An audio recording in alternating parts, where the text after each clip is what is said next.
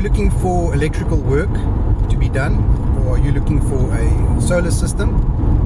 If you are in the market, there's a few things to consider.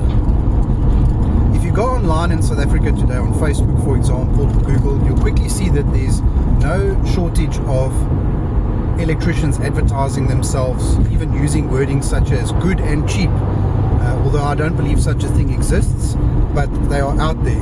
And solar, quite the same. You will see guys advertising package deals at prices that you cannot believe, and the reality is that quantity is not the issue, it's quality.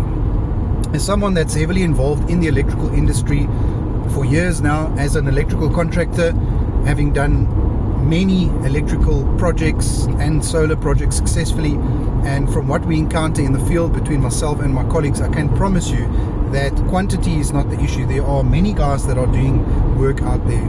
The quality of the work is questionable. In many cases, you will find that even a site which may look on the surface to be okay and may even be working is just a ticking time bomb. Solar systems, we find that do not have correct or any earthing, surge protection, fuses, and I can wire your house without any earth cable and it will work until it doesn't. And it's the same with solar systems. You can wire it without any surge protection, without any fuses, without any circuit breakers, and it will work, and it may work for some time until something happens, and then there's no protection in place and the pawpaw hits the fan, and then the client finds they cannot even contact that installer. A lot of them have also closed down.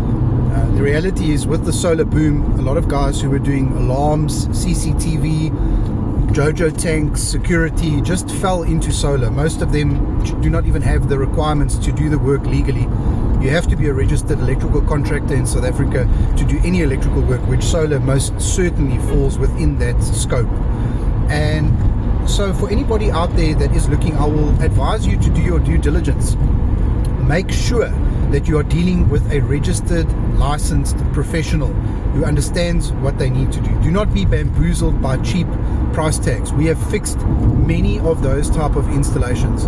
The first warning sign for me, in my personal opinion, is seeing somebody advertising a package deal. And a lot of people like that sort of thing. You know, what specials are you running is quite often the question that I'll be presented with when somebody contacts me, and my answer is always the same. We don't do any specials or package deals because there's no one size fits all.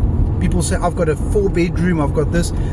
I've got a small house, but I cannot get by with less than a 12 kVA inverter because I want to run air cons, I want to run my pool pump, I want to run my geyser, and so every client is different. Their needs are different, their budget is different, and so we don't do a one size fits all approach. How I do it is I do a free consult and quote with the client, try to ascertain their needs and ideally a budget, because there are also people that think for 50,000 Rand they're going to go off grid, or that with a 5 kVA inverter they can run everything, which is just not true. A geyser and an oven alone will draw a lot more than a 5 kVA inverter can handle. That's besides talking about the batteries that you would need to run if you want to run those things at night. Is a 5 kVA inverter for a lot of people okay? Sure, yeah, we've got clients with 5 kVAs that are running perfectly well because they were designed with that in mind, and the client understood.